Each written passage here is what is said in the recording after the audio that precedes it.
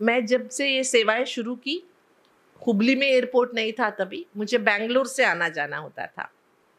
Airport में 2-2 घंटा बैठना होता है, पहले आके बैठना होता है। मैं चुपचाप बैठती थी, अपना मुरली लेती थी, लिखती थी, अपने काम करती थी। कोई पूछे तो थोड़ा सा ज्ञान सुनाए, नहीं तो किसी से ये फालतू बातें तो करते नहीं। एक बार क्या हुआ, मुझे इलाहाबाद जाना था, दिल्ली होके इलाहाबाद जाना था। दिल्ली आए, इलाहाबाद का फ्लाइट थोड़ा देर हो गई, फ्लाइट चेंज हो गया, थोड़ा वेट करना पड़ा। एक भाई मेरे पास आया, बोला दीदी मैं बहुत दिनों से आपको बैंगलोर में देख रहा हूँ, आप कहाँ से हो, क्यों, कौन हो? एयरपोर्ट में आते हो, बैठते हो शांति से, किसी से बातें नहीं करते ना। एयरपोर्ट में तो बहुत सारी चीजें खरीदने जैसी होती है, देखने जैसी होती है, कुछ नहीं। आप बताओगे आप कौन है, क्या है? तो मैंने थोड़ा सा उसको ज्ञान सुनाया। बाद में पता चला वो एयरफोर्स में कुछ हाई पोस्ट में है, उसका ड्यूटी था बैंगलोर एयरपोर्ट में। अभी उसका दिल्ली में ट्रांसफर हो गया, वो दिल्ली में मुझे मिला। अभी शायद वो गुवाहाटी में है, अभी ट्रांसफर होके। मेरी स्थिति को ही देख के वो संपर्क में आया, ज्ञान सुना थोड़ा सा, उसके बाद वो सेंटर गया। अभी वो पक्का बाबा का बच्चा बन गया। उसका,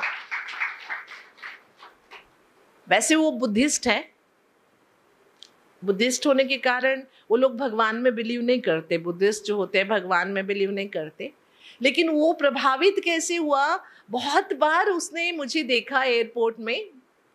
वो एक संयोग भी कह सकते हैं कि मैं तो चुपचाप शांति से बैठी रहती। अगर फ्लाइट देरी से हो गई, लेट हो जाता है कई बार, हम कहीं हल्ला नहीं मचाते। हम ठीक है, जो होना था हो गया, हल्ला मचाने से क्या होगा? जब उड़ना है तभी उड़ेगा। लेकिन जो हमारी स्थिति, आप बार बार लिखते रहते हो, ये क्या लिखते हो, ये क्या पढ़ते हो, ये उसको बहुत क्यूरियोसिटी थी। वो मेरे साथ ही इलाहाबाद के लिए भी फ्लाई करके आया।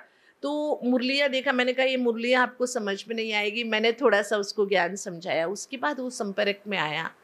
इतना अच्छा, इतनी अच्छी सेवा होती है ना। आप जुबान से जो ज्ञान सुनाते हो उससे तो होता ही होता है, क्योंकि सुनाने वाला बाबा होता है, हम केवल माइक होते हैं। माइक किसकी है, ताकत किसकी है? बाबा की। लेकिन हमारी जो स्थिति है ना, वो बहुत सेवा करती है। और वर्तमान समय हमारा लक्ष्य क्या होना चाहिए? भले हम सेवाएं कर रहे हैं, जब तक शरीर में जान है या कर सकते हैं हम करेंगे। लेकिन मेरा एक लक्ष्य रहता है कि अगर सेवा हम नहीं करेंगे तो दूसरे कोई कर लेंगे, वो रह नहीं जाएगा।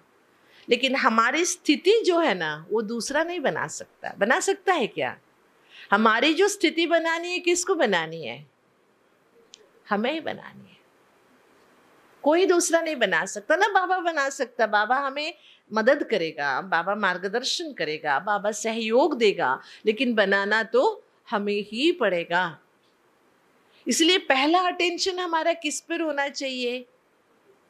छोटी छोटी बातों में अपसेट होना, एक चीज ना मिली। अभी देखिए, मैं हजारों जगह जाती हूँ, सभी से मिलती हूँ, सब जगह एक जैसा होता नहीं है, कुछ हेर फेर तो होता ही है। लेकिन मैं कभी भी कुछ भी छोटी छोटी बातें दिल पर रखती नहीं हूँ। अभी यहाँ से वापस जाऊंगी, हुबली जाऊंगी, बड़े भाई साहब को अनुभव सुनाऊंगी क्या सुनाऊंगी? जो अच्छी चीजें हुई, जो मुझे अच्छी लगी, वो सुनाऊंगी। जो थोड़ी बहुत छोटी मोटी बातें हुई, उसको यहाँ ही डिलीट कर दो। जब ये स्वभाव हम अपनाते हैं ना, तो हम भी खुश रहते हैं, तो दूसरों को भी हम क्या कर सकते हैं। लेकिन सच बताइए, हम कहाँ भी जाते हैं तो पहले कौन सा अनुभव सुनाते हैं? अब मैं आपको सुनाऊं। आप कोई शादी में गए, ठीक है, वहां पर बहुत अच्छा खाना बना है, 36 प्रकार का खाना बना है। लेकिन जब आपका खाने का टाइम आया, उसमें से 2-4 चीजें कम हो गई, आपको कोई चीज मिली नहीं। लोग बहुत आए थे, सभी को बहुत अच्छी व्यवस्था हुई थी, शादी बहुत अच्छी हुई, लेकिन हम सुनाते कौन सी चीज है? अरे क्या कहे, लास्ट में ना कम पड़ गया खाना। हमारी नजर किस पर रहता है? कमियों पर, गलतियों पर। जिसके कारण हम कभी सुखी हो ही नहीं सकते, दुखी रह जाते हैं। जब हम दुखी होते हैं तो दूसरों को क्या सुख का पाठ पढ़ाएंगे? हम पढ़ा सकते हैं? क्योंकि हमारी जुबान से ज्यादा ना हमारा मन बोलता है। हमारे शब्दों से पहले हमारे मन के वाइब्रेशंस पहुंचते हैं। इसलिए एक लक्ष्य बना लेते। बाबा ने तो हजारों बार कहा है, बच्चे विशेषता देखो। क्या कहा है बाबा ने? हर एक में विशेषता देखो। और ब्राह्मण परिवार तो विशेषताओं से भरा हुआ है। ये बाबा का अनमोल परिवार है। लेकिन ये ब्राह्मण परिवार भी अजीबोगरीब परिवार है। मैं सुनाऊं, हमारे वहाँ साल में 2 बार हम संगठित भट्टी करते हैं परिवार की। भाइयों के अलग, माताओं की अलग, ऐसे भट्टियां होती है। एक भट्टी चल रही थी, भाइयों की भट्टी थी। उस पर मैंने अमृत वेले पर क्लास कराया था। अमृत वेले का महत्व क्या है, अमृत वेले हमारी स्थिति कैसे होनी चाहिए, जरूरत क्या है, उस पर 1 घंटे का क्लास कराया। करीब 600-700 भाई थे। जैसे क्लास पूरा हुआ ना, एक भाई उठ के आया, बोला दीदी मैंने एक प्लान बनाया है अमृत वेले योग के लिए। मैंने कहा पहले सुनाते तो, क्लास में सुना देते। तो बोला नहीं नहीं दीदी, मेरा प्रॉब्लम क्या है, मैं क्या भी करूं मुझे 6 बजे से पहले आंख खुलता ही नहीं है। तो मैंने कहा रात को खट्टा खाना छोड़ दो, जल्दी खाना खाओ, थोड़ा जल्दी सो जाओ, तो अमृत वेले उठना आसान होगा। बोला नहीं दीदी, सब करके देखा मैंने, उठना मेरे लिए बहुत मुश्किल होता है, मैं 6 बजे के पहले उठ ही नहीं सकता हूँ। जब ठान लिया है उठ ही नहीं सकता हूँ तो कौन क्या कर सकता है ना। मैं चुप हो गई। बोला नहीं दीदी, मैंने एक प्लान बनाया है उसके लिए। क्या प्लान बनाया? उसने एक ग्लोब खरीदा है। ग्लोब जानते हो ना, बच्चों को दिखा सिखाने के लिए ग्लोब। वो ग्लोब है ना, जहां वो योग के लिए बैठता वहां रखा है। 6 बजे जब आंख खुलता है उसका, उठता है, तो वो सोच के रखता है 6 बजे अब कौन से देश में अमृत वेला होगी। भारत में तो नहीं है, कौन से भी तो देश में होगी ना अभी अमृत वेला। वो ग्लोब घुमा देता है, ऐसे सोचता है मैं उस देश में बैठा हूं, ऐसे योग करता है।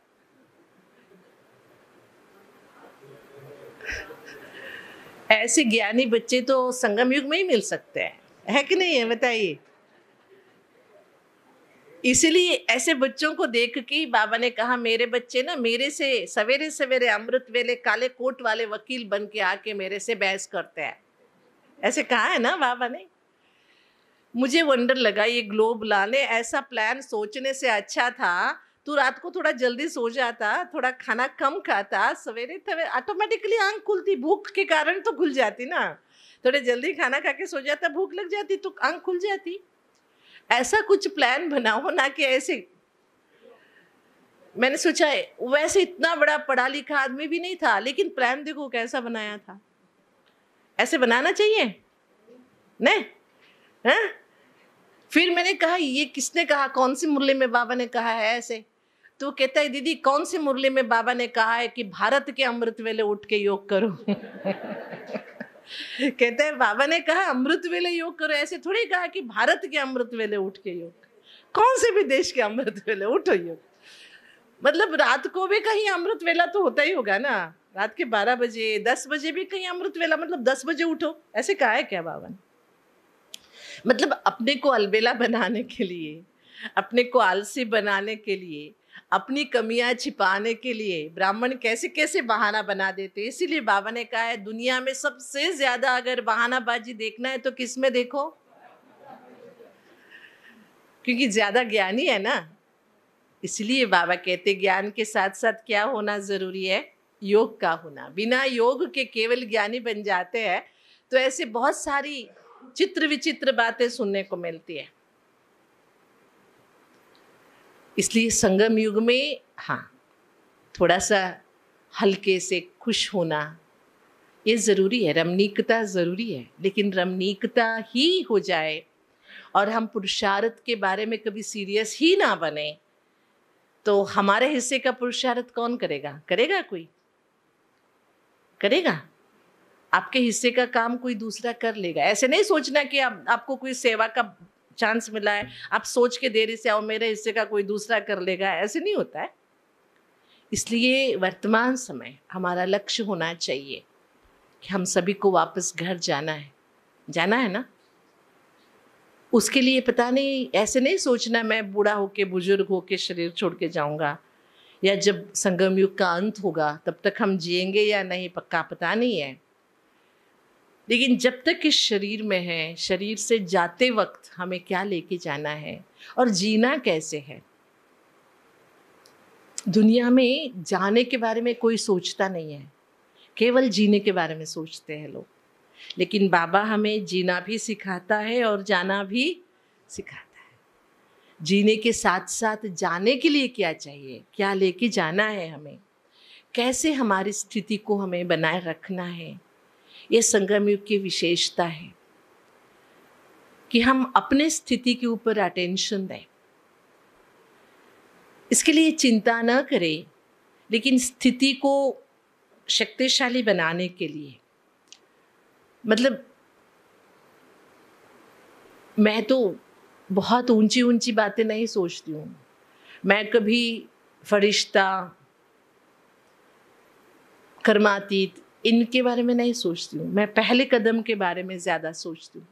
मेरा अटेंशन होता है सदैव मेरी आत्माभिमान स्थिति ठीक रहे, जो फाउंडेशन है। अगर मैं आत्माभिमान स्थिति को मैनेज कर रही हूँ तो मुझे अंतिम स्थिति तक पहुँचना आसान हो जाएगा। रोज उस पर अटेंशन रहता है। रात को सोते समय मैं बाबा से बातें करते हुए कहती हूँ, आज देह का अभिमान कितने बार आया, कहाँ कहाँ मैं फेल हुई। किसी के सामने हम छुपा सकते, लेकिन अपने को तो हम जान सकते हैं ना। जान सकते कि नहीं जान सकते। इसलिए मैं 2 शब्दों के लिए सदैव अटेंशन रखती हूँ। एक दिखाई देना, एक है देखना। आप सब मुझे दिखाई दे रहे हो, लेकिन आप में से क्या देखना है मेरा चॉइस है ना। दिखाई तो देह देगा, देह का पहनावा दिखा, भाव स्वभाव दिखाई देगा, लेकिन उसके अंदर छिपी हुई आत्मा को मुझे देखना है, जो दिखाई नहीं दे रहा है। दिखाई देना, रास्ते चलते बहुत सारे नज़ारे देखते हैं हम, दिखाई देता है, लेकिन उनमें से क्या याद रहता है हमें। अब मैं कल वाराणसी से यहाँ तक आई, बहुत सारी चीज़ें थी, लेकिन उसमें से कुछ भी याद नहीं है हमें, क्योंकि हमने देखा नहीं है। समझ में आया। खासकर जिस पर हम अटेंशन देके देखते हैं ना, वो ही याद रह जाता है हमें। दिखाई दी हुई सारी चीज़ें याद नहीं रहती। तो आप सोचिए, अभी हमें एक व्यक्ति से मिले हम, उसमें क्या देखना है हमें? जो दिखाई देता है वो ही देखना है, या जो दिखाई नहीं देता उसे देखना है? आपको क्या याद रहता है? कमी कमजोरियां याद रहती? अच्छा, एक प्रश्न आपसे। आपकी दीदियां आपकी पालना कर रही है ना? आप आओ ना आओ, समय पर क्लास खोलती है, मुरली सुनाती है, टोलियां देती है, बहुत प्यार से ज्ञान योग में आगे बढ़ाती है। आप मान के चलिए पूरे साल 12 महीने वो सेवाएं करती है। एक दिन कोई कारणवश आप क्लास में आए, अपने कुर्सी खींच ली, कुछ आवाज हो गया, तो दीदी ने थोड़ा सा आपको डांटा। पूरा साल भर वो आपको प्यार से सिखाती है, समझाती है, पालना देती है। एक दिन उन्होंने आपको डांटा, आपको क्या याद रहता है? पूरे साल की टोली, मुरली, पालना, या एक दिन की डांट? सच बोलना, क्या याद रहता है? अरे दीदी तो डांटती है, रोज डांटती है क्या? नहीं, कभी उसने कुछ कह दिया तो या कौन सा चीज पकड़ के बैठते हैं हम? ये सच है।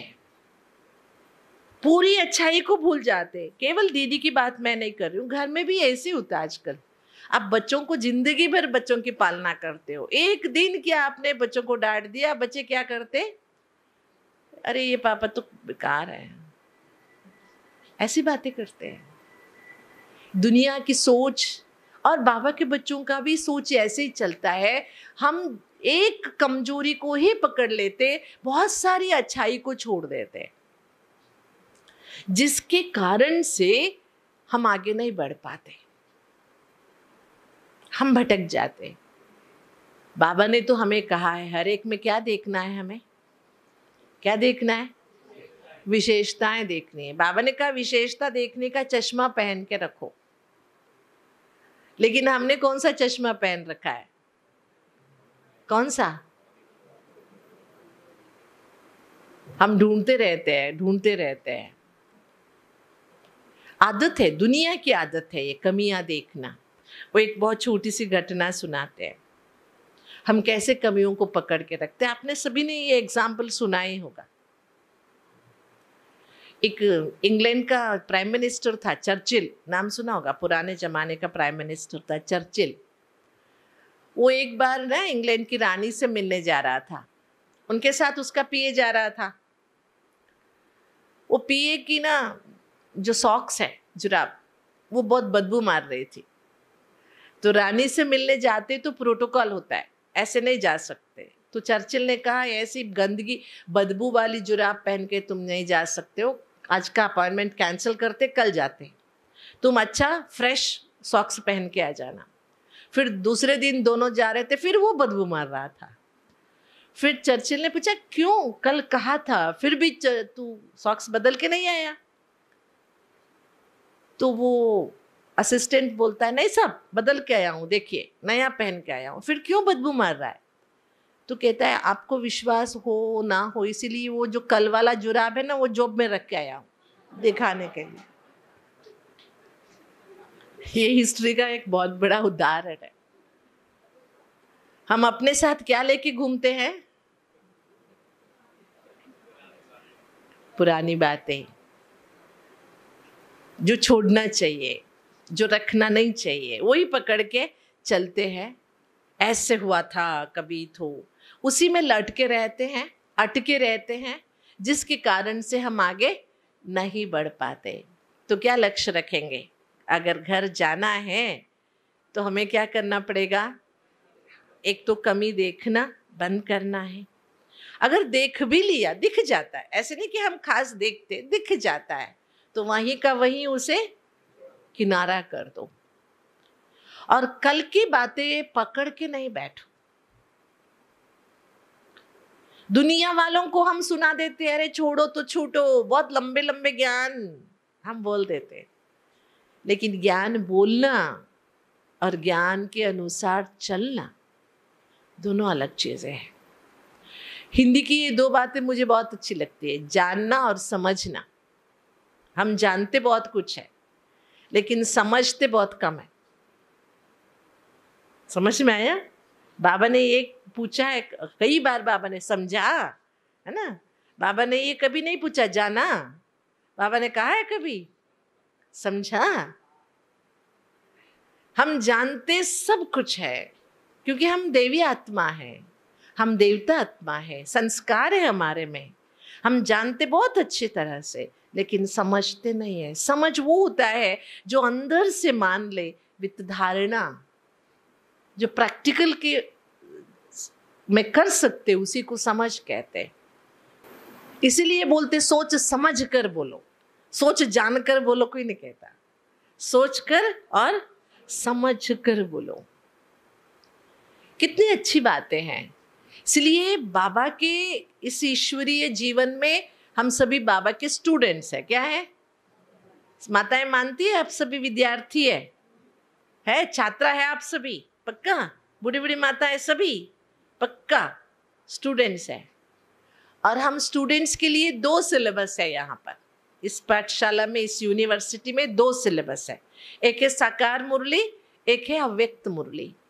दो ही सिलेबस है और कोई सिलेबस नहीं है। सिलेबस माना जो सरकार फिक्स करता है ना, बाबा के सरकार ने दो ही फिक्स किया हुआ है। कौन सी? साकार मुरलियां, अव्यक्त मुरली।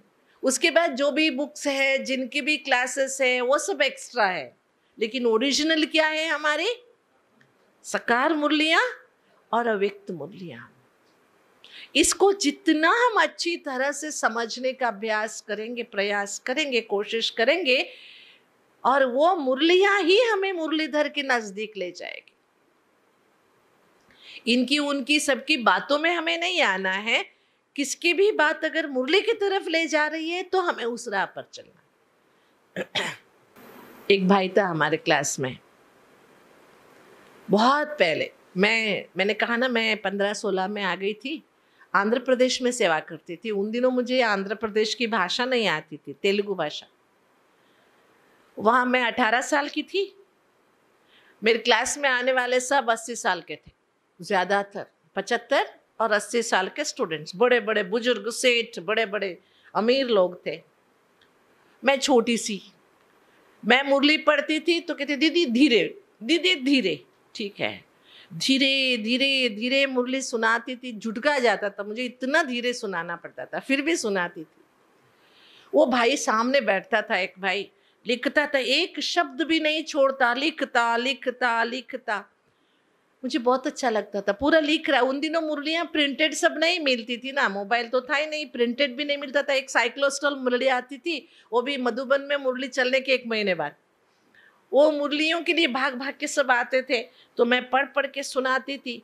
मैंने देखा ये मुरली सुनता जरूर है, इतना दिखता लिखता लिखता, लेकिन वो जो लिखा हुआ बुक है ना, नोटबुक, सेंटर में ही रख के चला जाता। पहले जमाने में सेंटर छोटे छोटे बाड़े के घर होते थे ना, ऐसे चित्र लटकाए हुए रहते थे सेंटर में, उसके पीछे रख के चला जाता था। एक दिन मैंने सोचा शायद दुकान में जाना होगा, इसीलिए बुक रख के गया। दूसरे दिन मैंने सोचा कुछ काम होगा, नहीं, रोज रख के जाता। 1 महीना देखने के बाद मैंने उस भाई से पूछा, भैया मुझे इतना कष्ट देकर आप लिखते हो, आगे जाने नहीं। दीदी रुक जाओ, एक सेंटेंस क्या पढ़ी मैं, एक वाक्य, आगे नहीं, वो पूरा लिखेगा, बाद में मुझे आगे जाना है। अरे मैं तो हैरान हो जाती थी मुरली सुनाते समय। फिर भी लिख लिख के घर भी नहीं ले जाता, क्या करता, यहाँ ही रख के जाता। मैंने कहा भैया ऐसे क्यों करते हो, रख के क्यों जा रहे हो, लेके तो जाओ ना, गद्दी पे दुकान में बैठते हो तो थोड़ा पढ़ा करो, घर में ले जाते हो पढ़ा करो, रात को पढ़ा करो। नहीं नहीं दीदी, ये रख के इसलिए जाता हूँ, मैं यहाँ से लेके जाऊंगा तो सेंटर खाली हो जाएगा। वंडर, मैं कहती हूँ ना, ऐसी किस्से मैं आपको कितने सुनाऊं। कितने सुंदर सुंदर भाई भाई बहने मिले जो अजीबो गरीबो विचार रखने वाले। अरे मैं हैरान रह गई, किसके लिए लिख रहे हो फिर ये सारा। कहते बाबा कहता है ना लिखो, इसीलिए मैं लिखता हूँ। मैंने कहा बाबा कहता है लिखो और पढ़ो भी, ऐसे थोड़े कहता है बाबा लिख के यहाँ रख के जाओ, कहता है क्या बाबा। कितने बाद में मैंने एक दिन से, मैं नई गई थी उस सेंटर में, बाद में एक दिन मैंने सफाई के लिए निकाला, हर चित्र के पीछे उसी के बुक से भरे पड़े। बेचारा ये दुनिया में नहीं करते, ओम नमः शिवाय या जय राम कुछ लिख के, राम राम लिख के रखते, मंदिरों में जाके रख के आते। ऐसे ही मुरली लिखो रखो, किसके लिए रखते हो आप भी बताओ। मुरली लिखते हो ना, सभी पॉइंट्स लिखते हो ना, पढ़ते हो क्या वापस जाके, पढ़ते हैं, कौन कौन पढ़ते हैं बताइए, सच्चाई से बताना, झूठ बोले तो कवा काटे। तो आज से ये भी एक पक्का करना। आजकल एक बीमारी क्या है पता है, पहले मुरलियाँ नहीं मिलती थी तो सब लिख के थोड़ा पढ़ने के लिए रखते थे। आजकल हर एक के पास क्या है, ये शगुनी मामा है, कौन है, सभी के पास है, उसमें मुरलियाँ जाती है, आगे की पीछे की सबकी मुरलियाँ होती है। और कल की मुरली शायद अभी आ गई होगी आपके पास, बहुत जल्दी पहुंच जाती है। जो भी चीज अति हो जाती है ना, उसका महत्व कम हो जाता है। आपके हाथ में मुरली है लेकिन शायद आप दिन में एक बार भी नहीं पढ़ते। जब मुरली नहीं होती थी तो सेंटर से ले जाके पढ़ते थे, दीदी एक दिन के लिए दे दो, दीदी एक दिन के लिए दे दो। अभी कोई मुरली पूछता नहीं है क्योंकि उनके पास पड़ा हुआ है, लेकिन वो पढ़ता भी नहीं है। आप थोड़ा सा पीछे जाके देखिए, जब आप छोटे थे, जब आप स्कूल जाते थे, हर चीज की वैल्यू थी। आपको जो बुक मिलता था, स्कूल बुक, उसको आप फाड़ते थे। एक भाई पढ़ता था, दूसरा भाई भी उसी में पढ़ता था, तीसरा भी उसी में, है ना, वो बुक ट्रांसफर होता था। खरीदने की इतनी नहीं होती थी तो एक बुक में 10 लोग पढ़ते थे। लेकिन आज आपके बच्चों के पास साल में 10 बुक देना पड़ रहा है आपको, फाड़ लेते हो। क्योंकि चीजें जब ज्यादा, जरूरत से ज्यादा हो जाती है ना, उसका महत्व, संगम युग में भी यही हुआ है।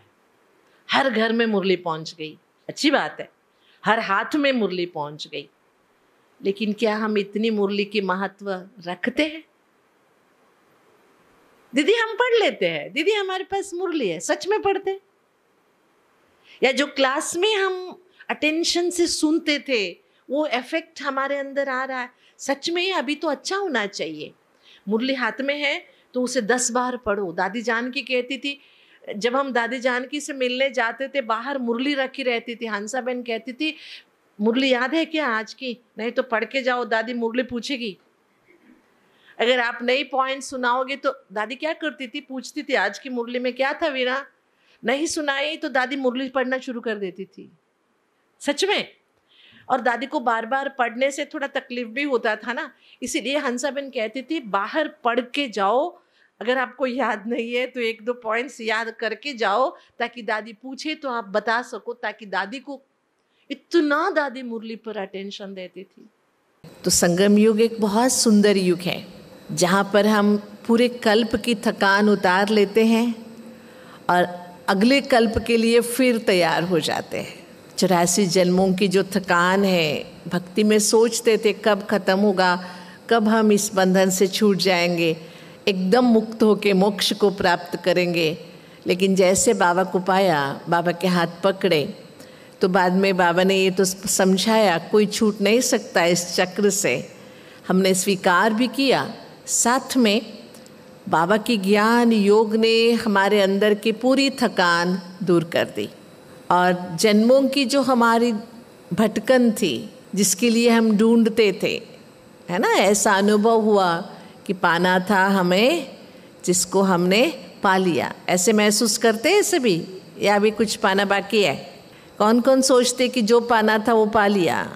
बहुत अच्छा, फिर यहाँ क्यों बैठे हैं? हाँ, और पाने के लिए, क्योंकि ये सुंदर घड़ियाँ फिर नहीं सतयुग में मिलने वाली है ना। आप सभी को एक बहुत सुंदर घटना तो पता ही होगा, सुना होगा कई बार।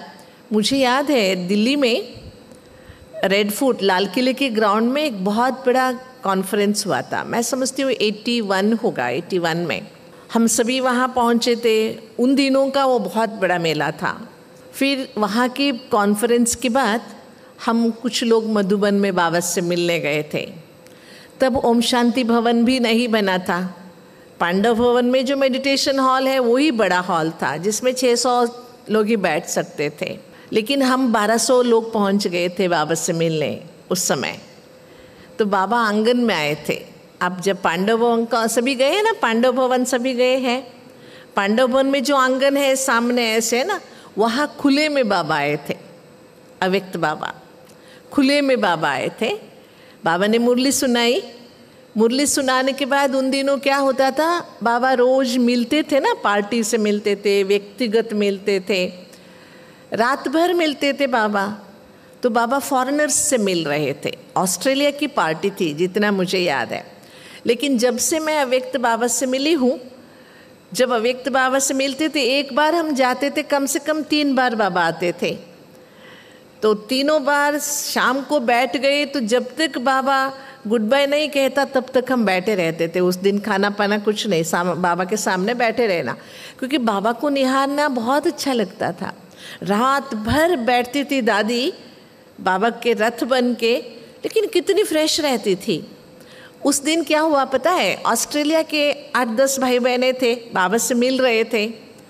वो बाबा को फोर्स कर रहे थे, बाबा से फोर्स कर रहे थे, बाबा आपको सतयुग में आना है, हम बहुत सुखी रहेंगे, खुश रहेंगे, आपका दिया हुआ स्वर्ग होगा, देखने के लिए एक बार ज़रूर आना आप। बाबा ने मना किया, बाबा सतयुग में नहीं आते हैं, बाबा का पाठ नहीं है, बाबा का पाठ संगम में ही है। कितना भी कहे वो बच्चे माने ना, बोले बाबा एक बार एक झलक देखने के लिए आ जाना, है ना। बहुत ज़बरदस्ती करने पर बाबा ने क्या बोला पता है, बहुत बोलने के बाद बाबा ने बोला ठीक है, ऐसे कहा बाबा ने, ठीक है। जैसे बाबा ने कहा ठीक है तो बच्चों ने सोच लिया बाबा आएगा अभी सतयुग में, ताली बजी बहुत जोरदार। फिर बाबा तो बाबा है ना, बाबा तो बाबा है, बाबा के सामने कोई टिक नहीं सकता, बुद्धिमानों की बुद्धि है बाबा। किसी की बातों में फंसने वाला तो कभी नहीं बाबा। बाबा ने ठीक है कहा था, उसके बाद बाबा ने कहा लेकिन, बाबा ने लेकिन कहा, मना कुछ हुआ है ना, बाबा ने लेकिन कहा। उसके बाद बाबा ने कहा सतयुग में मुझे याद करके बुलाना, मैं आ जाऊंगा। क्या कहा बाबा ने? सतयुग में मुझे याद करके बुलाना, मैं आ जाऊंगा। हम बुलाएंगे क्या सतयुग में बाबा को? याद रहेगा बाबा? हम बुलाएंगे नहीं, बाबा आएगा नहीं। देखो बाबा फंसा नहीं, बच्चों ने इतना प्रेम से बुलाया तो बाबा ने ठीक है तो कह दिया। लेकिन बाबा तो, वैसे तो बाबा सर्वज्ञ है, सर्वशक्त होते हुए भी अपने ही बनाए हुए ड्रामा के बंधन से या डिसिप्लिन से बाबा चूकता नहीं है। तो बाबा ने आगे रहस्य भी बता दिया। ये है संगम युग की खुशियाँ और सुंदरता। बाबा ने बच्चों का दिल भी रखा, ठीक है कहकर। बाद में बाबा ने कह दिया आप बुलाओ तो मैं आऊँगा, है ना। इसीलिए भक्ति मार्ग की बातें जो हम मुरली में सुनते हैं, दुख में सिमरन सब करे, सुख में करे न कोई, अगर सुख में सिमरन करे तो दुख काहे को होए, है ना। सतयुग में अगर बाबा को बुलाते, हम बाबा को याद करते तो दुख आता? कभी नहीं आता था। लेकिन ड्रामा ऐसे बना हुआ है। तो ऐसे संगम युग के हर कदम में बहुत सारे अनुभव जो हमें बांध के रखा। मैं अनुभव सुनाते सुनाते आपको वर्तमान समय के पुरुषार्थ के अनुसार हमको जो 4 बातें याद रखनी है, उसके ऊपर भी आपको रोशनी डालना चाहूँगी, है ना। अभी जो समय चल रहा है चारों ओर, मैं कर्नाटक से आ रही हूँ, 1 महीने पहले बारिश शुरू हो गई है। जो जून 15 को शुरू होना था, मई 15 को शुरू हो गई है। और जो समर की फसल थे सारा खराब हो गया, क्योंकि एकदम से बारिश आ गई।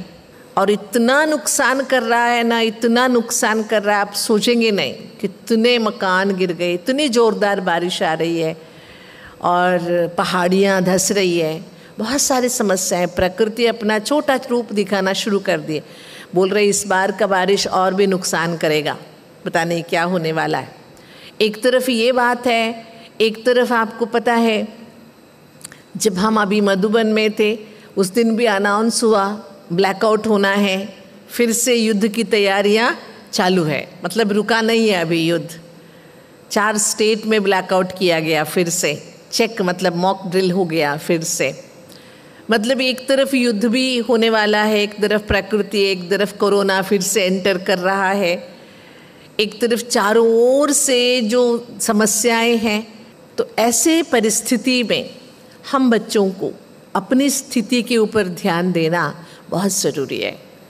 अंत में कोई नहीं आएगा, कोई नहीं। शायद ऐसे समय ऐसी परिस्थिति हो जो हम बाबा के घर भी पहुंच न पाए, ऐसी भी परिस्थिति आ सकती है। लेकिन बाबा ने कहा है अंतिम समय में बाबा के घर ऐशलम होगा, जो बच्चे होंगे वो बाबा के घर में होंगे। पिछली बार की मैं एक अनुभव सुनाऊँ, हमारे वहाँ पिछली बार बहुत बारिश हुई, इतनी बारिश हुई ना, मैं समझती हूँ 4-5 गांव का नाम निशान नहीं रहा। पहाड़ियाँ ऐसे नीचे से ऊपर आ गई, ऊपर का गांव भी चला गया, नीचे का गांव भी चला गया। पहाड़ी के ऊपर जो लगते थे वो भी नीचे आ गए, घर के घर गए, घर में जो लोग थे वो चले गए। और जो बीच में नेशनल हाईवे जा रहा था उसमें जो ट्रक जा रहे थे 8-10 वो भी चले गए पानी के अंदर। अभी तक भी कुछ लोग मिल नहीं पाए। मैं एक वंडर सुनाती हूँ। पूरा एक गांव गया जिसमें मैं समझती हूँ 40-45 घर थे। उसमें से एक बाबा की बच्ची थी, एक ही बाबा की बच्ची थी। उस दिन वो सेंटर आई हुई थी, वो अकेली बच्ची है। उसका एक बेटा जो दुबई में रहता था वो बचा, जो घर में थे सारे के सारे गए। सोना चांदी पैसा बैंक पासबुक जो भी घर में था कुछ भी हाथ नहीं आया। ये पिछले साल की घटना है।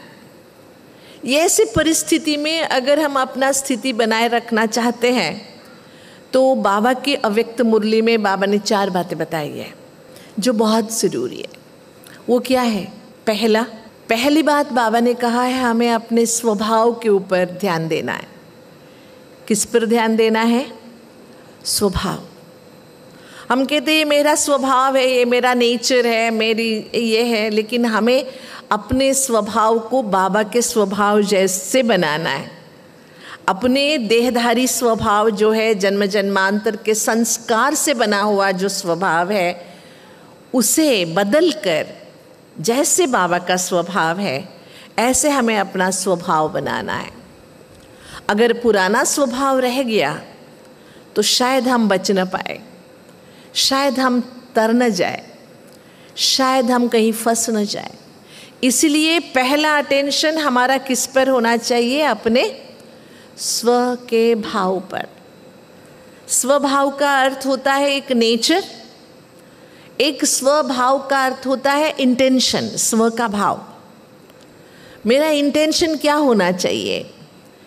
किसी के साथ बात करते हुए, कहाँ भी जाते हुए बस एक ही इंटेंशन हो, मेरा बाबा भूले ना, और जितना हो सके मैं अपने से बाबा को प्रत्यक्ष करूं। क्या लक्ष्य रखना है हमें? हमारे ज्ञान से ज़्यादा हमारा जो व्यवहार है वो बाबा को प्रत्यक्ष करता है। आप कितना भी ऊंचा ज्ञान सुना दीजिए, लेकिन अगर व्यवहार आपका ठीक नहीं है तो कोई भी आपके ज्ञान से प्रभावित नहीं होगा। है कि नहीं है? सच्चाई है कि नहीं है? इसलिए स्व का भाव, इंटेंशन, मेरा अंदर के भाव क्या है? मैं मीठी बातें तो बोल रही हूँ, अंदर अगर कड़वापन है तो झलकता क्या है? ज़्यादा देर तक आप अपनी वाणी का प्रभाव नहीं डाल सकते। भाव जो है ना वो अपने आप बाहर आ जाता है। इसलिए हमें अटेंशन रखना अपने स्व के भाव पर, स्वभाव पर, स्व की भावनाओं पर। जो आत्मा का ओरिजिनल स्वभाव है, स्वधर्म है, उसे जागृत करना है हमें। दूसरी चीज़ है स्वभाव के बाद अभाव। कोई भी अभाव हमें इन्फ्लुएंस ना करे, कोई चीज़ का होना ना होना हमारे पुरुषार्थ में बाधा ना बने। आप सोचिए, आप रोज सेंटर में क्लास करने जाते हैं, एक दिन आप देरी से सेंटर पहुंचे, कुर्सियां सारा फुल था। जब कुर्सियां नहीं मिलेगी तो अभाव का महसूस होगा ना, अरे मैं रोज सामने बैठता था, मेरे कुर्सी पर किसी ने हक जमा लिया है, मुझे कुर्सी नहीं मिली। हम डिस्टर्ब हो जाते। कई बार हम देखते हैं अगर किसी को कुर्सी नहीं मिली तो गुस्सा होकर वापस भी चले जाते हैं। अरे नीचे ज़मीन पर तो बैठ सकते हैं, बैठ सकते कि नहीं बैठ सकते? नहीं। छोटा सा अभाव, मैं क्या बताऊं, मैं समझती हूँ आप ऐसे नहीं होंगे। समझिए कोई प्रोग्राम हो रहा है, कुछ मेहमान आने वाले हैं, तो क्या करते बहनें, 2 लाइन छोड़ के रखिए, मेहमान आएंगे, आप पीछे बैठिए। समझिए आप पहले आके बैठ गए हैं, फिर आपको उठा के बोला जाता है भैया आज आप पीछे बैठ जाओ क्योंकि मेहमान आने वाले हैं। मेरा अनुभव है ऐसे उठाने के कारण गुस्सा होकर ज्ञान को ही छोड़ दिए कई लोगों ने कि हमें पीछे क्यों भेजा गया। सोचिए, एक कुर्सी जो हमने लाया भी नहीं, हम लेके भी नहीं जाएंगे, और हम यहाँ कहाँ भी बैठ के बाबा की मुरली सुन सकते, ज्ञान सुन सकते हैं। फिर भी एक कुर्सी की खातिर बाबा को ही छोड़ देना। सोचिए, अंतिम समय में बाबा कहते हैं कि हाथ को पानी लगेगा लेकिन पी नहीं सकेंगे, है ना? ऐसी अभाव की परिस्थिति में हमारी स्थिति कैसी होगी, कैसी होनी चाहिए? इसलिए कोई भी चीज़ का अभाव हमारे पुरुषार्थ में हलचल न लाए। समझो गीत नहीं बज रहा है, समझो लाल लाइट नहीं हो रही है, समझो पंखा नहीं चल रहा है, उससे अगर हम चिड़चिड़ हो जाते हैं, अंतिम समय में कोई गारंटी है क्या पंखा चलेगा? अंतिम समय में कोई गारंटी है गीत बजेगा? ऐसा हो सकता है? नहीं। इसलिए और भी एक बात मैं सुनाती हूँ आपको, अभाव कैसे। मुझे याद है इस यज्ञ में हमारे बहुत बड़े महारथी रहे, जगदीश भाई साहब के नाम सुने आपने? सुने? जगदीश भाई साहब एक बहुत विरल व्यक्तित्व के थे, उन जैसा बहुत कम लोग मिलते हैं। उनके साथ वो हमारे टीचर ट्रेनिंग में हमारे मास्टर भी रहे जब ब्रह्मा कुमारी हम बने, और उनकी बिहेवियर भी अपनी तरीके से बहुत अच्छा था, प्रैक्टिकल थे, बहुत प्रैक्टिकल थे। एक बार दिल्ली में मैं कुछ सेवार्थ गई थी, तो उन्होंने भोजन पर बुलाया था। शक्तिनगर में रहते थे, उन्होंने बुलाया, सेवा के लिए आए हो, एक दिन हमारे साथ भोजन कर लेना। हम बैठे थे, चक्रधारी दीदी थी, भाई साहब थे, हम हमारे साथ और एक बहन, 4-5 हम एक ही टेबल पर बैठ के भोजन कर रहे थे। जैसे भोजन शुरू किया ना, उस दिन बहुत अच्छी कोफ्ते की सब्जी, पनीर की सब्जी, बहुत अच्छी चीज़ें बनी थी, लेकिन एक में भी नमक नहीं था। जो बनाने वाली है, शायद वो बहन नमक डालना भूल गई थी। जैसे हमने खाना शुरू किया, पहले निवाले में समझ में आ गया खाने में नमक नहीं है। हमने सामने वाले को देखा, जगदीश भाई सब मज़े में खा रहे थे। चक्रधारी दीदी ने थोड़ा हाँ नमक कम है, नमक मंगाया उन्होंने, फिर हमने नमक डाल के खाया, लेकिन भाई साहब ने नमक नहीं ली, मज़े में खा रहे थे। बाद में मैंने उनसे पूछा, भाई साहब आपके खाने में नमक था क्या? हमारे खाने में तो नहीं था। तो बोले नहीं, मेरे खाने में भी नहीं था। फिर आपने कैसे खाया बिना नमक के? बोले जो बाबा को अर्पित किया है बिना नमक के, बाबा ने खाया है तो मेरी क्या प्रॉब्लम, मैं भी तो एक दिन बिना नमक के खा सकता हूँ। उस दिन एक बात पक्की हो गई, अभाव में भी खुश कैसे रह सकते हैं। अभाव हमारी स्थिति को इतना भी विचलित ना करे, है ना। बहुत सुंदर ऐसे उदाहरण मिलते हैं हमें। तो 2 चीज़ें हो गई, पुरुषार्थ में वर्तमान में हमें अटेंशन किस बात का देना है? अपने स्वभाव। दूसरा, अभाव से विचलित नहीं होना है। तीसरा है बहुत तेजी से प्रभाव। क्या है? हम जल्दी किसी के प्रभाव में आ जाते हैं, बहुत जल्दी किसी के प्रभाव में आ जाते हैं। कोई ने कुछ कह दिया, उसी के प्रभाव में आ गए। मैं नहीं कहती हूँ कि अगर कोई अच्छी बात करता है तो अच्छी बात को हमें मानना लेना भी चाहिए, लेकिन उस व्यक्ति के प्रभाव में नहीं आना है हमें। उनसे अच्छी बातें ज़रूर लेंगे, क्योंकि आजकल यूट्यूब का ज़माना है, सोशल मीडिया का ज़माना है, आपको बहुत सारे क्लासेस मिल रहे हैं। आजकल मुरली से ज़्यादा हम लोग क्लासेस ही चुनते हैं, कि नहीं है? उनका क्लास, इनका क्लास, इनका क्लास, उनका क्लास, सारा दिन लगे रहते और तारीफ भी करते, वो भाई इतना अच्छा ज्ञान सुनाता है। लेकिन हम भूल जाते हैं ज्ञान किसका है, भाई का है, बाबा का है, किसका है। हमारे ना साउथ में एक कहावत है, नाक बनाने वाले को भूल गए, नथनी बनाने वाले को बहुत तारीफ करने लगे। समझ में आया? अगर नाक ही नहीं होता नथनी कहाँ पहनते? अगर नाक बनाने वाले को ही भूल गए, लेकिन नथनी बनाने वाले की तारीफ के पुल बांधने लगे। हम भी ऐसे करते हैं। ज्ञान बाबा का है, ताकत बाबा की है, कार्य बाबा का है, चला रहा है बाबा, लेकिन हम तारीफ किसकी करने लग जाते हैं? व्यक्तियों के। मैं ये नहीं कहती हूँ कि विशेषताओं को देखो नहीं, विशेषताएं ज़रूर देखो, लेकिन याद रखो कि ये विशेषताएं दिया किसने? किसने दिया? देखिए, 1 घंटे से माइक बात कर रहा है, मतलब दीदी ने मुरली सुनाया, अब मैं बात कर रही हूँ, आपकी सेवा कर रहा है ना ये माइक।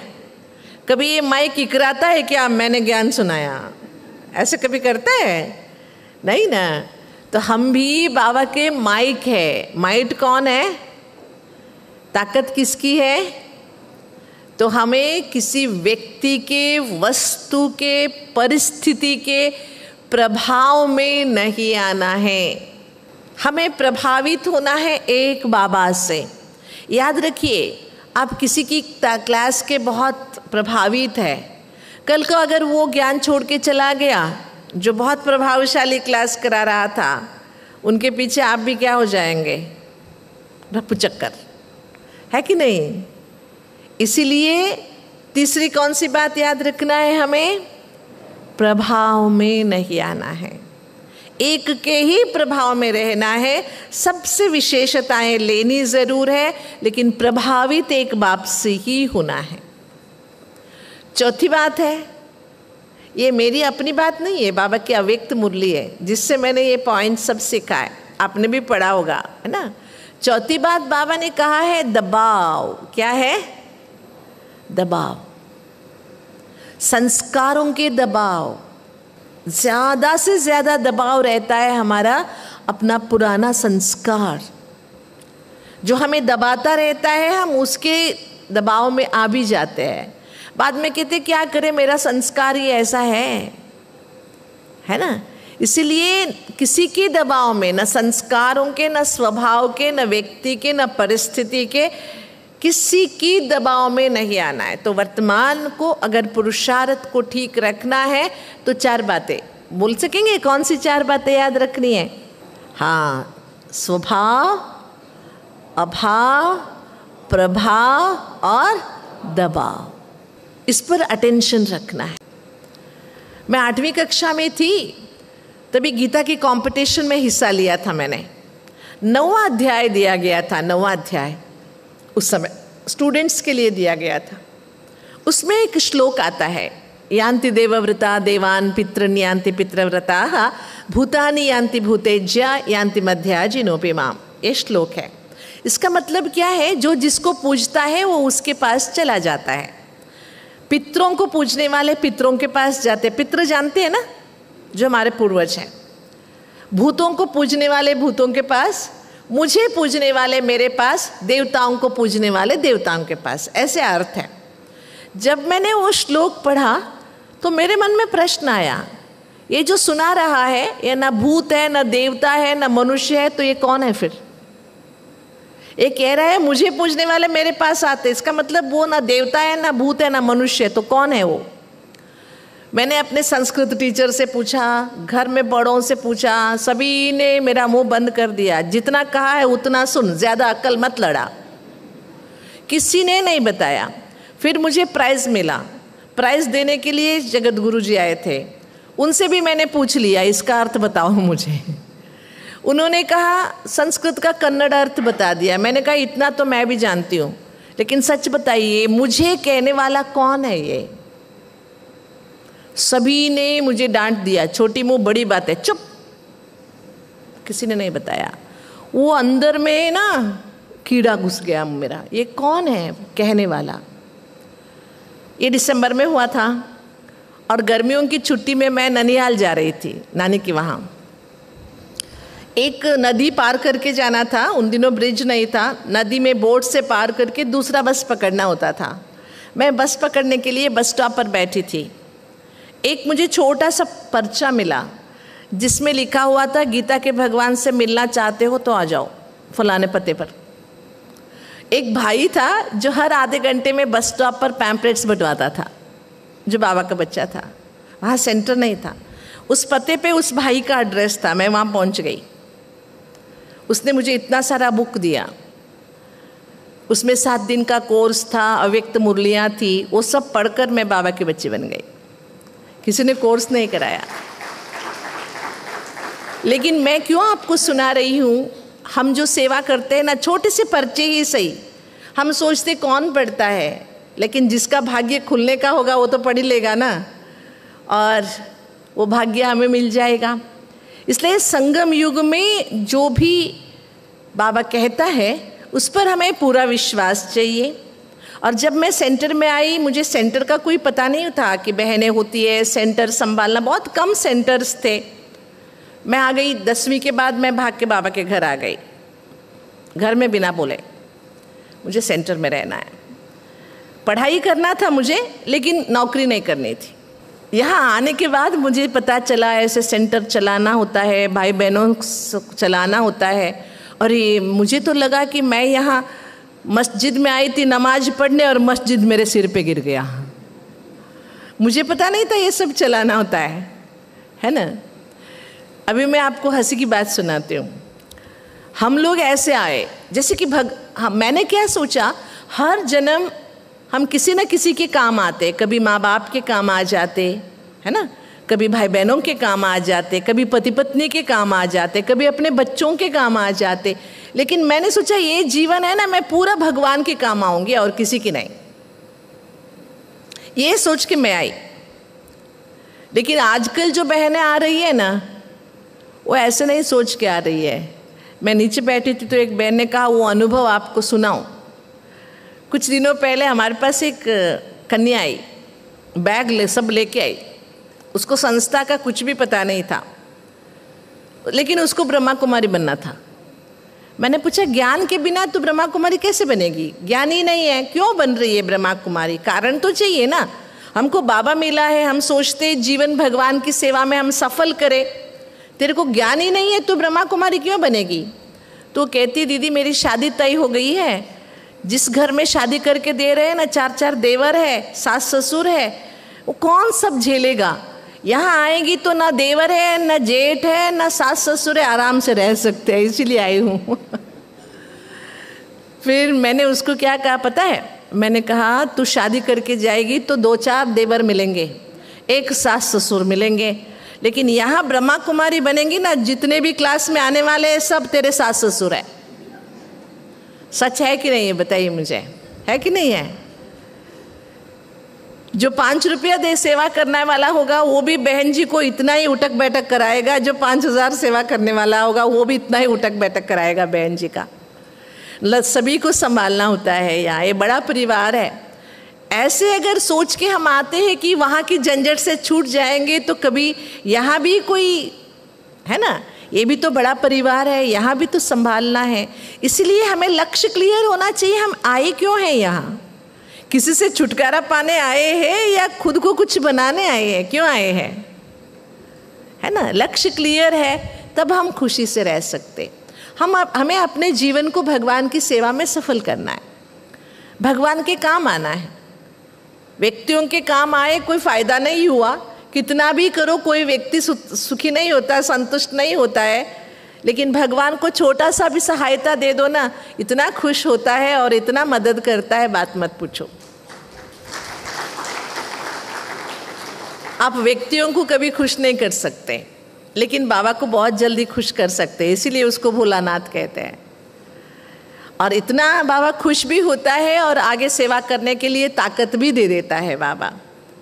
इसलिए संगम युग में देखो, आप कहाँ के, मैं कहाँ की, लेकिन हम सभी एक छत के नीचे बैठे हैं। किसके कारण बैठे हैं? है ना। किसी की गाड़ी पर एक शिव बाबा की सिंबल देख लेते हैं तो कितना खुश होता है ना, मन होता है कि नहीं होता है? समझो आप मुंबई गए हैं, किसी को पहचानते नहीं, वहाँ किसी की गाड़ी पर एक शिव बाबा की स्टिकर दिखी तो अरे रे बाबा है ना। कितना बड़ा परिवार है, कितना अपना परिवार है। हमारे वहाँ कहते हैं, देखिए समुंदर का नमक है और पहाड़ों पर होने वाले आंवला है, दोनों मिलके अच्छे अचार बन जाते हैं। किसी का कोई संबंध नहीं है, समुंदर का नमक और पहाड़ों पर होने वाला आंवला, किसी का संबंध है क्या? लेकिन जब दोनों मिल जाते तो कितना अच्छा अचार बन जाता। हमारे जीवन भी ऐसे है, कहाँ कहाँ भटकने वाले थे हम, कितने तमोप्रधान आत्माएं थे, लेकिन बाबा ने चुन चुन कर, है ना, बाबा के एक बहुत सुंदर गीत है, चुन चुन के जग के कांटे फूलों की माला बनाई, बीच भंवर में डूबती नैया तूने पार लगाई। वाह बाबा, कितना सुंदर जीवन है ये। इसलिए एक बात तय है, कुछ भी हो जाए संगम युग में खुश रहना कभी छोड़ना नहीं, कुछ भी हो जाए, लेकिन हमें सदैव क्या रहना है? खुश रहना है। अरे खुशी नहीं दिखाई दे रही है, थक गए क्या सुन सुन के? हाँ नहीं। इसलिए पहली बात, पहले बाबा हमें सुनना सिखाता है। पहले क्या सिखाता है बाबा? दुनिया में आजकल कोई सुनना नहीं चाहते, सुनाना चाहते हर कोई, लेकिन बाबा पहले क्या कराता है हमें? कोर्स सुनो, मुरली सुनो, है ना, सुनना सिखाते हैं बाबा। सुनते सुनते सुनते सुनते बनना सिखाते हैं बाबा। बनते बनते कहाँ पर भी थोड़ा सा धक्का लगता है तो संभलना सिखाता है बाबा। संभलते संभलते संभलते थक गए तो टिके रहना सिखाता है बाबा। नहीं, छोड़ता नहीं है, किसी भी हाल में बाबा हमारा हाथ छोड़ता नहीं है। इसलिए मैं सवेरे सवेरे एक स्वमान रखती हूँ अपना, जब मुरली सुनाना, सेंटर में जहाँ भी हम मुरली सुनाते, मैं सोचती हूँ सवेरे सवेरे सभी शिव की पार्वतियाँ शालिग्राम भाग भाग के आएंगे शिव से मिलने। उन सभी को शिव से मिलाने के लिए मैं जा रही हूँ। तब मुझे ये नहीं लगता कोई कैसा बैठा है, कोई झुटका का रहा है, कोई उबास है, मुझे कोई फर्क नहीं पड़ता, क्योंकि मेरा एक ही इरादा होता है, जो भी शिव से मिलने के लिए सजनियाँ आ रही है, अन्नपूर्णाएँ आ रही है, शालिग्राम आ रहे हैं, उनको मैं किससे मिलाऊं। और मेरा सौभाग्य देखिए, आज सवेरे सवेरे इतने सारे शालिग्रामों का दर्शन एक साथ हो गया। इसलिए संगम युग में हर रोज हम अपने आप को उठाते रहे, अपने आप को खुश रखते चले, हर रोज एक कदम आगे बढ़ाते चले, और कभी बाबा का हाथ और साथ नहीं छोड़े। ठीक है, सब खुश है, परेशानी तो नहीं है? जो दुखी होता है ना, उसी के पीछे परेशानी आती है। अगर हम खुश हैं तो हमारे पास परेशानी आ ही नहीं सकती, हिम्मत ही नहीं करेगी। ठीक है, बहुत अच्छा। सभी बाबा के परिवार ऐसे ही खुश रहिए, मुस्कुराते रहिए। जिंदगी में जो भी आपका चेहरा देख के अपनी गम भूल जाए, ऐसी आपके चेहरे होने से ना, बाबा कहता है ज्ञान जो नहीं दे सकता वो चेहरा देख सकता है। आपका चेहरा देख के लोग खुश हो जाते हैं।